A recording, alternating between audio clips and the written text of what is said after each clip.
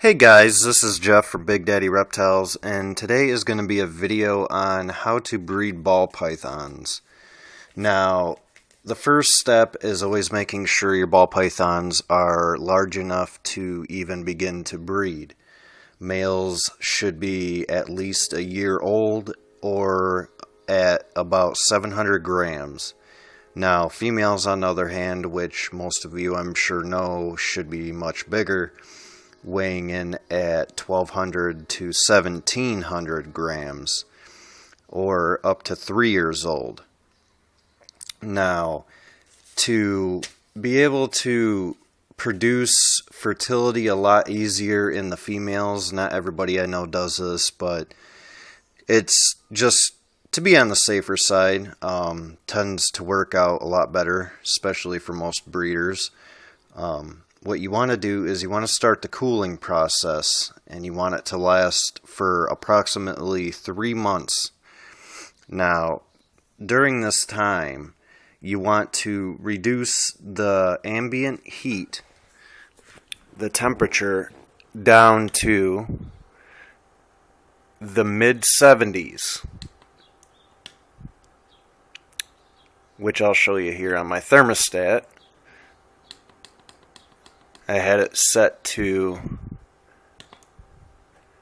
about 83 degrees, and I just set it down to 76 degrees. Now, the hot spot will be a little warmer than that, probably about 80, but the ambient temperature won't be any lower than about 74 to 77 degrees. Now, during this cooling period, you want to start introducing your male to your mature female. So, my female's actually in shed right now, but she's well over 1200 grams. She's ready to go, and so isn't my male. But once you start the cooling off period, you can start introducing your male right away, and Odin is at about 500 grams, 600, somewhere around there, but he's sexually mature enough to start breeding. So you just want to start introducing your male to your female, and you just put them in there and pretty much just leave them alone. Now you want to, after you introduce your male to your female, you want to make sure that you leave them in there for about 4 to 5 days.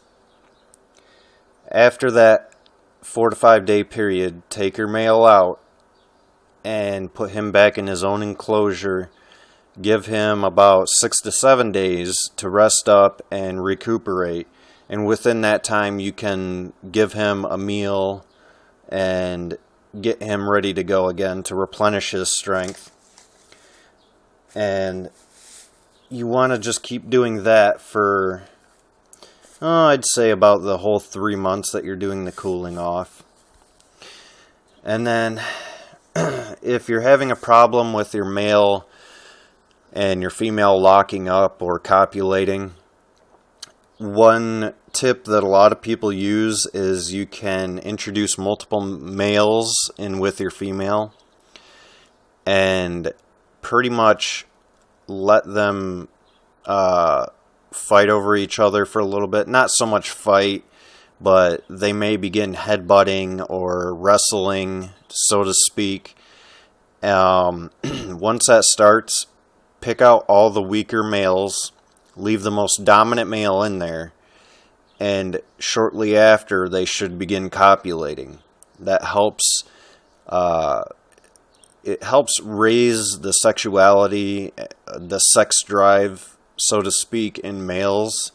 If they're not ready, usually that makes them ready. Now, after you're done with the copulation and all that stuff, after the 30-day period, or 3-month period, 3-month period, You want to start looking for signs of eggs, whether you're male and female, you've noticed them lock up or not. Sometimes a lockup can last 3 or 4 hours. Sometimes it can last 2 whole days. Now, if it lasts a couple days, you should notice it. You don't want to disturb them, but you want to maybe peek in on them every so often and just check and see if you can find a lockup. If you don't see one, just check your female after that 3-month period anyways. Look for signs of eggs. I can maybe show you how to do that really quick. What you want to do is take your female, you want to be gentle with her, very gentle. And you just want to see if you can get her to maybe stretch her body out. And if you can get her to stretch her body out, you just want to kind of hold her straight up. You're going to want to use both hands. You don't want to use one hand. But you want to look from here all the way down to about the vent, and you just want to look for the bumps, and you want to look and see if she's a lot thicker in that area compared to anywhere else. And if you see multiple bumps, then you know that's a sure sign she has eggs, and that she will most likely be laying soon. Now, the laying process can take 30 to 60 days, and then after that, you will obviously notice the clutch of eggs with the female coiled around it. After you find the clutch of eggs, you want to carefully and slowly remove the female from the clutch of eggs, and she will most likely try and bite you or nip at you because she's being very defensive over her eggs, just like any other female would be. But you want to gently remove her from her eggs, and then you want to take the eggs without separating them if possible. Do not try and separate the eggs because you can possibly damage or kill the eggs. You don't want to do that if you don't have to. But take your clutch of eggs, put them in another Rubbermaid or Sterilite container like this. You don't need to put air holes in it or anything like that if you don't want to. You can, but it's pretty much optional.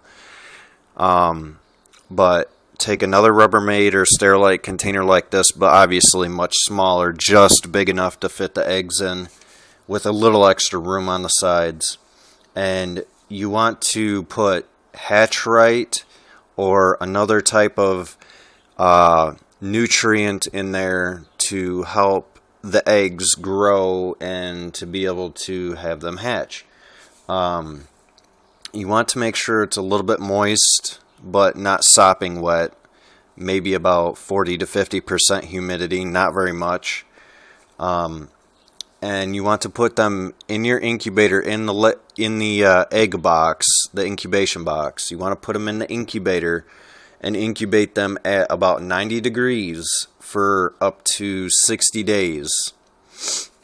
And after or around that 60-day period, sometimes I've even heard of them hatching around 50 days, but around the 50-60 day mark, you should be seeing babies hatch. And once they hatch, you just want to separate them all, put them in their own bins or enclosures or whatever. And you want to start feeding them pinkies or small fuzzy mice. And you just keep doing that. Once they start shedding and everything, then you should be just fine.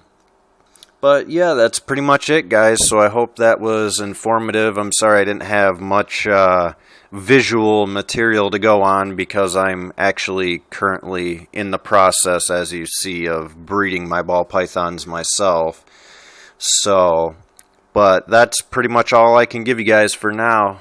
If I have any luck with mine this year, I will definitely make a video and a step-by-step on it. Alright guys, well thanks for watching. Again, this was Jeff from Big Daddy Reptiles.